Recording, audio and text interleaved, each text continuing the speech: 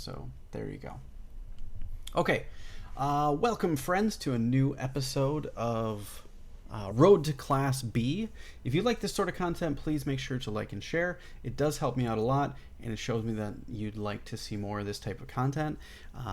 This is a series where I document my journey on how to get to Class B, Class A, Expert, and then eventually, hopefully, Master within whatever number of years it takes to prove that an adult improving chess player can reach higher levels of chess with enough work.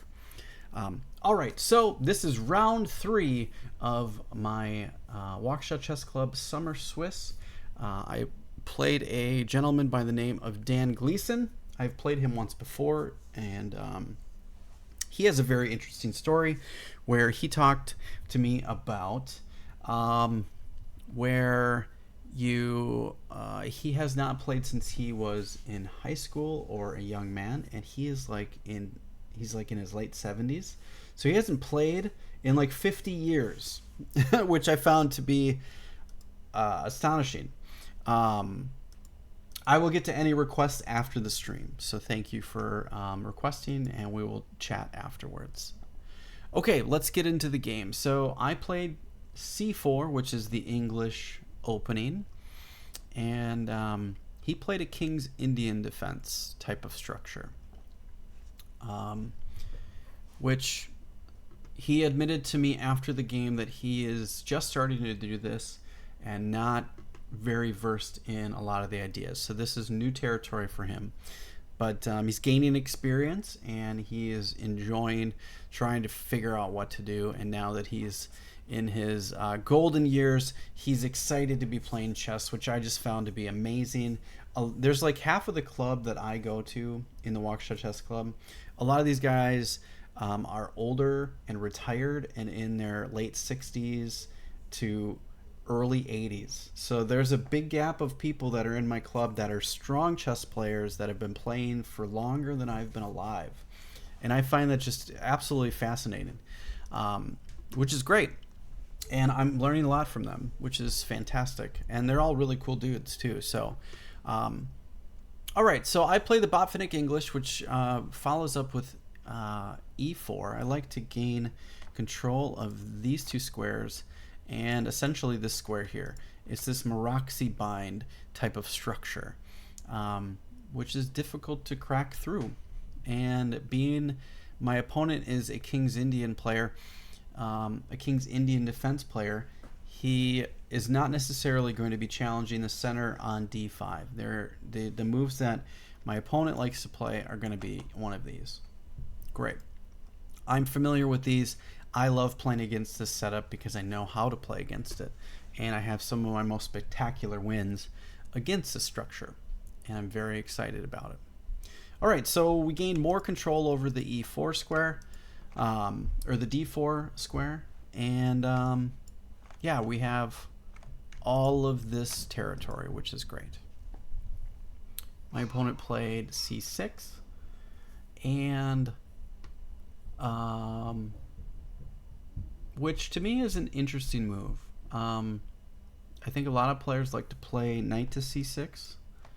They like to play this instead. I don't think that's necessarily the best move either. I don't know. I think it's a personal preference thing depending on what type of King's Indian defense player you are. But I've seen both, and I've played against both, and that's okay. Some people see this move, h3, is a good move. And you're like, well, why are you playing h3? Well, what is the point of that? And the whole idea of that is controlling this square. So the knight cannot move there, and the bishop cannot move there, or a queen even. So that is... Oh, I have an alert. Nope, we don't need to do that now. So that's what they call a prophylactic move. It's a move that maybe doesn't necessarily improve my position any, but it controls squares that I don't want my opponent to get to, right? Which is a very, very important thing. My opponent played bishop to e6, attacking my pawn, and I believe that this is actually a mistake. And you might be like, well, why? Why is this a mistake? And you're gonna see very soon why this is a mistake. And the whole idea is this particular square right here becomes an issue and difficult to contend with. And it will come apparent in a few moves. But I think the better move is to actually delay developing the bishop and just bringing your knight to here. Let the bishop come to light later, or try to bring it back. All right, have a good night. Thanks for coming by. It's nice to see you. And thanks for following. So bishop comes here, and we just protect the pawn. I want to make this move anyways, so it's kind of a tempo that doesn't really matter. And have a good night. And now he develops the knight. Now, as you can see, you might look, okay, this looks great. Look, black is super solid. Everything is good. But this bishop right here, what is the problem with that bishop right now? Please leave your comments down below. Pause the video. Try to figure it out for yourself. Tell me what is wrong with the bishop on e6 right now. All right, for those of you that didn't pause or you're looking for the answer after that, the issue with this bishop right now is that it has no squares to move to. It is now trapped. It is stuck by these right here and my pawns protecting these squares here. Completely stuffed. That bishop is a problem. It is completely trapped, and there's very little it can move. So dealing with trapped pieces is very, very hard to identify as an intermediate player. It's very difficult to deal with. So, and my opponent even mentioned that after the game when we did our post-game analysis, he said, I think I made a major mistake with moving my bishop to e6. And I said, I think you did. But I think your issue wasn't with the bishop moving there. It was more of blocking it in with your knight. And it becomes an issue very quickly. So we both castle. We both now have king safety. And now I play f4. And this is where it gets really tough. Now you can see that bishop is going to get pressured, right? He has to deal with this. This is my next move is coming here. And this square is now, he's going to have all kinds of problems very quickly. So if he does nothing, and he goes here, let's say, I'm going to go here. And if he takes, I'm going to take. And now the bishop is still trapped. I'm protecting this. Bishop still has no place to go. I'm going to win that bishop. So he has to deal with it somehow. Storm, hey, how's it going? What's going on? So that being a trap piece, he's now got to deal with stuff. And even so, if he decides to take here, and we do a new variation, I'm going to take here, and he still has the same problem. Phone's at 2%. Oh my gosh, plug it in, man. That's the danger zone. I hate it when my phone is plugged in on my right next to me right here, because it was also in the danger zone. I don't like being in the danger zone. So back to the game. So yeah, we have to deal with this particular issue. And he did. He played knight to c5, and he gave his bishop an escape square. So now his bishop is no longer trapped. But he had to waste a tempo to do that. Whereas if we go back before we castled, and he just didn't play that move and played here instead, and then we played all the same moves. I played here, he played here, and then I played here. Now it's his move. And now he's got a tempo to decide what he wants to do. Then I'm going to play f4. So the idea a lot of times in the King's Indian defense is to move this knight out of the way and then play f5. So the same type of plan. But I'm going to get there first. But with this position, you can then still play it. And now we're going to have a chaotic mess. And this would have been better chances for my opponent. I think if Daniel would have played this, we would have had a much different game. And it would have been a little bit more explosive and a little bit more tactical, way more tactical than I'd like to get. But that would have been much better chances. And that bishop, though it's not doing anything in the game, it was not trapped in by his own pieces like it was right here. So now he has a serious threat he has to deal with. He does deal with it, and I play f4, f5 anyways, dealing with the threat. And if he plays here, I'm happy with this. I'm going to play here. I get two things. I get this strong pawn on f5, which is, I get three things actually. I get the strong pawn on f5. I've opened up his king, and I've opened up my bishop. And I get all these things. And this is just glorious for me. This is the best thing. And now I'm going to go boom, boom. And I'm going to just march these pawns down the board. And it's going to get really bad for black really quickly. So he didn't take, and he moved his bishop back. So now he's played two moves where he should have just never played that move, and he would have two different moves on the board. So he's lost a bunch of time moving that bishop twice, and now it's on its home square. So he undeveloped his bishop and had to move it back because of some difficulty. So at this point, I'm thinking, oh, I'm in really good spots here. So now I have a bunch of plans. I want to get my bishop here. I want to get my queen behind it. I want to potentially trade off this bishop on this square. I want to get my pawns rolling, my knight behind, and then just start pushing my pawns. That's my major plan. Now, before I do all of that, this knight has the potential to come in here, so I have to deal with that knight first. So instead, first, I protect my pawn, so if he ever takes here, I can take back. I can move my king and then move my rooks. Okay? And I thought, okay, this is good. This is great.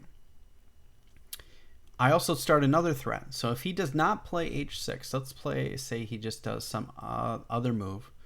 Let's say he plays b5 here, which maybe might not be a bad move. I'm going to play here. He's going to come here, and we're going to do that. And now look at that bishop. That bishop is blocked and stuck. It has nowhere to go. And these pawns are ridiculously awesome. And there's no way to get rid of them. You got to start sacrificing pieces. So I'm going to come here, destroy that, and then I'm going to march this guy down the pawn. Oh, we made it. We made it. Oh, the danger zone, man. The danger zone.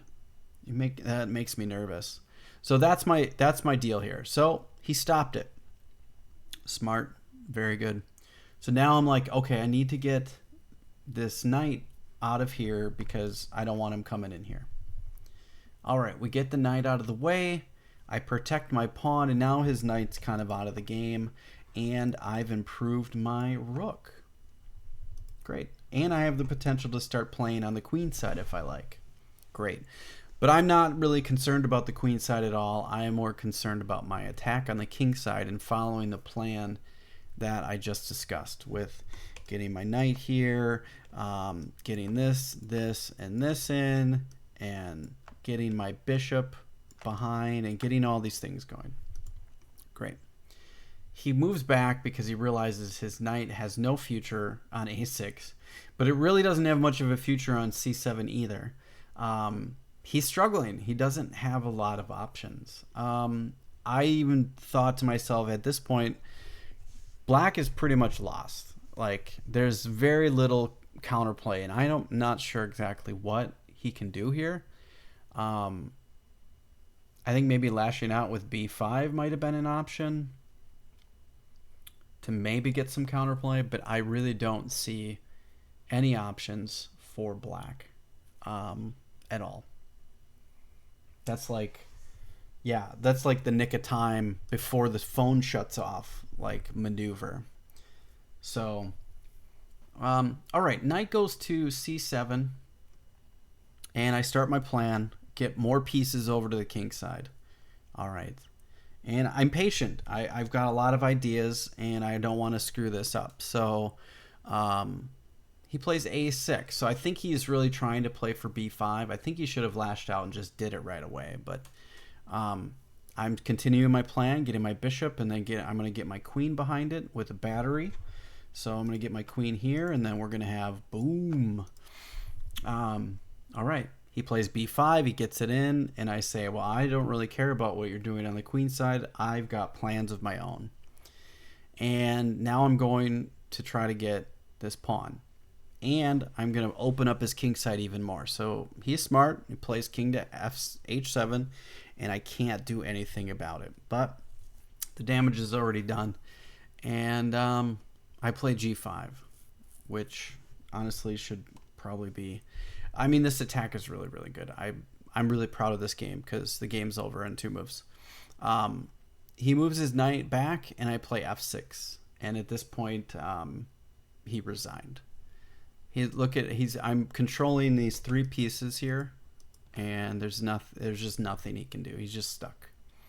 He's gonna lose 2 pieces for 2 pawns, and then, you know, my pieces all are over here, and this one's gonna easily come over as well.